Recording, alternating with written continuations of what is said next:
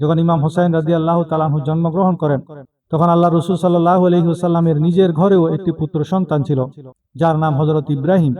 ইব্রাহিমের বয়স যখন মাত্র 6 মাস, তখন একদিন রাসূলুল্লাহ সাল্লাল্লাহু আলাইহি ওয়াসাল্লাম নিজের পুত্র ইব্রাহিম এবং প্রিয় নাতি হোসেনকে কোলে নিয়ে আদর করছিলেন, চুমু খাচ্ছিলেন। ঠিক সেই মুহূর্তে জিবরাইল আলাইহিস সালাম এসে বললেন, হে আল্লাহর রাসূল, আল্লাহর ইচ্ছা হলো এই দুই সন্তানের মধ্যে যে কোনো একজনকে তিনি আপনার কাছে রাখবেন আর অন্যজনকে নিয়ে নেবেন। এখন আপনি কাকে বেছে নেবেন? একদিকে নিজের কলিজার টুকরা পুত্র, অন্যদিকে নয়নের মণি নাতি। আমাদের নবী দুজনের দিকে তাকালেন এবং জিবরাইলকে বললেন, আমি হোসাইনকে বেছে নিলাম। নবীজি সাল্লাল্লাহু আলাইহি ওয়াসাল্লাম উম্মতের ভালোবাসায় নিজের প্রিয় পুত্রকে কোরবানি করে নাতি হোসাইনকে বাঁচিয়ে রাখলেন। আমরা আজ সেই মহান ইমাম হোসাইন রাদিয়াল্লাহু তাআলা আনহুর কথায় আলোচনা করছি, যে হোসাইনের ভালোবাসায় নবীজি নিজের পুত্রকে কোরবান করে দিলেন। সে হোসাইনকে নবীজির নামদারি উম্মতেরা কারবালায় শহীদ করে দিলেন। আমার নবীর কেমন কষ্ট হয়েছে একবার চিন্তা করুন। আল্লাহ তাআলা পবিত্র কোরআনের মধ্যে ইরশাদ করেন, কুল লা আসআলুকুম আলাইহি আজরান ইল্লাল মাওয়াদ্দাতা ফিল কুরবা। অর্থাৎ বলুন, আমি এর জন্য তোমাদের কাছে কোনো প্রতিদান চাই না, আত্মীয়তার বন্ধনে ভালোবাসা ছাড়া। রাসূলুল্লাহ সাল্লাল্লাহু আলাইহি ওয়াসাল্লাম আমাদের কাছ থেকে কোনো প্রতিদান চাননি। রাসূল সাল্লাল্লাহু আলাইহি ওয়াসাল্লামের বদৌলতে আমরা সমস্ত নিয়ামত পেয়েছি, তার সাথে থাকার বদৌলতে আমরা সবকিছু পেয়েছি।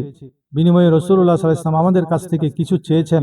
কোরআন নিজেই বলছে, আপনি বলে দিন যে আমি এর বিনিময়ে তোমাদের কাছে কিছুই চাই না, বরং এতটুকু চাই যে তোমরা আমার আত্মীয় স্বজনের সাথে ভালোবাসা রাখো, আমার আহলে বাইতের সাথে ভালোবাসা রাখো, রাসূলুল্লাহ সাল্লাল্লাহু আলাইহি ওয়াসাল্লামের পরিবারের সদস্যদের প্রতি ভালোবাসা রাখো। উম্মত হিসেবে প্রত্যেকের সেই নবীর আহলে বাইতকে ভালোবাসা ফরজ। এই কারবালার মাসে আমরা যেন বিজাতীয় সংস্কৃতিতে ডুবে গিয়ে নাচ গান, খেলাধুলা, বিশ্বকাপ, আর্জেন্টিনা, ব্রাজিলের সমর্থনে মত্ত হয়ে গিয়ে কারবালার সেই শোক গাথাকে ভুলে না যায়, কারবালার সেই শিক্ষাকে ভুলে না যায়। আশুরার দিনের সবচেয়ে গুরুত্বপূর্ণ আমল হলো রোজা রাখা। এর ফজিলত সম্পর্কে আল্লাহ রাসূল সাল্লাল্লাহু আলাইহি ওয়াসাল্লাম বলেছেন, আবু হুরায়রা রাদিয়াল্লাহু তাআলা আনহু থেকে বর্ণিত, রাসূলুল্লাহ সাল্লাল্লাহু আলাইহি ওয়াসাল্লাম বলেছেন, রমজানের পর আল্লাহর মাস মুহরমে রোজা হলো সর্বশ্রেষ্ঠ। শুধুমাত্র 10ই মুহররম রোজা না রেখে এর সঙ্গে 9ই মুহররম অথবা 11ই মুহররম মিলিয়ে 2টি রোজা রাখা মুস্তাহাব। এর কারণ হলো, ইহুদিরা শুধু 10ই মুহররম রোজা রাখত। রাসূলুল্লাহ সাল্লাল্লাহু আলাইহি ওয়াসাল্লাম তাদের বিরোধিতা করার জন্য একটি অতিরিক্ত রোজা রাখার নির্দেশ দিয়েছেন। এখানেও আমাদের জন্য সবক হলো, ইবাদতে যেমন আমরা মুসলমানরা ইহুদি নাসারাদের অনুসরণ করব না, ঠিক তেমনি খেলাধুলা, পোশাক আশাক, কৃষ্টি কালচারেও আমরা ইহুদি নাসারাদের, বিজাতিদের অনুসরণ করব না। এটাই হলো ইসলামের মূল শিক্ষা।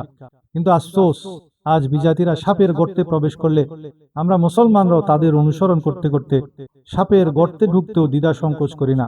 সেজন্য নবীজি ফরমান ভবিষ্যৎবাণী করে বলেন, আমার উম্মতের একটা সময় আসবে যখন তারা নিজেদের গৌরবময় ইতিহাস ভুলে বিজাতীয়দের এত অন্ধভাবে অনুসরণ করবে, তাদের ভালো মন্দ বিচার করার ক্ষমতা থাকবে না। নবী করিম সাল্লাল্লাহু আলাইহি ওয়াসাল্লাম বলেছেন, তোমরা অবশ্যই তোমাদের পূর্ববর্তীদের ইহুদি খ্রিস্টানদের প্রতি প্রতিটি পদক্ষেপের হুবহু অনুকরণ করবে।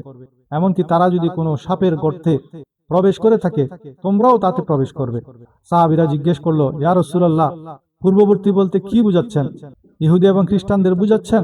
তখন নবীজি বললেন, তারা ছাড়া আর কারা? যেমন খেলাধুলা, DJ party, 31st night, Valentine's day, গায়ে হলুদ, মেহেদি নাইট, বরযাত্রা, এই সবই আমরা বিধর্মীদের অনুসরণে সাপের গর্তে প্রবেশ করার মতো। তাছাড়া ইহুদি নাসারাদের অনুসরণ করলে আল্লাহর আযাব আসে। এ ব্যাপারে সূরা বাকারার 120 নম্বর আয়াতে আল্লাহ তাআলা ইরশাদ করেন, ওয়ালাইন ইত্তাবা'তা আহওয়াআহুম বা'দাল্লাযী জাআকা মিনাল ইলমি মা লাকা মিনাল্লাহি মিন ওয়ালিয়্যিন ওয়ালা নাসির। আর তোমার কাছে ওহী আসার পর তুমি যদি ইহুদি খ্রিস্টানদের খেয়াল খুশির অনুসরণ করো, তবে আল্লাহর আযাব থেকে রক্ষা করার জন্য তোমার কোনো অভিভাবক ও সাহায্যকারী থাকবে না। আসুন আমরা নিয়ত করি, এই আশুরা ও কারবালার মাসে বিজাতিদের খেলাধুলাকে বেশি মাতামাতি করব না, তাহলে আল্লাহর আযাব থেকে বাঁচতে পারবো। কারবালায় ইমাম হোসেন অন্যায়ের কাছে মাথা নত করেনি, অধর্মের কাছে মাথা নত করেননি। কিন্তু আফসোস, আজ আমরা নবীর উম্মত দাবি করে সামান্য একজন খেলোয়াড়ের পায়ের জাদুতে মুগ্ধ হয়ে নিজের ধর্ম, নিজের বিশ্বাস, নিজের কালচার, নিজের পোশাক সব বিসর্জন দিয়ে রাত দিন সেই খেলোয়াড়, সেই দলের কোন কীর্তনে সময় পার করে দিচ্ছে। আল আমান, আল হাফিজ। প্রিয় বন্ধুরা, আশুরার দিন আরো একটি আমল করবেন। হযরত আব্দুল্লাহ রাদিয়াল্লাহু তাআলা আনহু থেকে বর্ণিত, তিনি নবী করিম সাল্লাল্লাহু আলাইহি ওয়াসাল্লাম থেকে বর্ণনা করেন, যে ব্যক্তি আশুরার দিন পরিবারের লোকদের জন্য প্রশস্ততা প্রদর্শন করবে, সারা বছর সে প্রশস্ততায় থাকবে, রিজিকে তার বরকত থাকবে। এর অর্থ হলো সাধ্য অনুযায়ী পরিবারের সদস্যদের জন্য ভালো খাবার দাবারের ব্যবস্থা করা। আল্লাহর কাছে ফরিয়াদ, হে আল্লাহ, আমাদের সকলের অন্তরে আহলে বাইতে রসুলের ভালোবাসা ভরপুর করে দিন, আমিন। আগামী 9 এবং 10ই মুহররম অথবা 10 এবং 11ই মুহররম দুইটি রোজা রাখার তৌফিক দান করুন। বিজাতিদের অনুকরণ থেকে হেফাজত করুন। আর 10ই মুহররম পরিবারের খাবার দাবারে প্রশস্ততা অবলম্বন করার তৌফিক দান করুন, আমিন।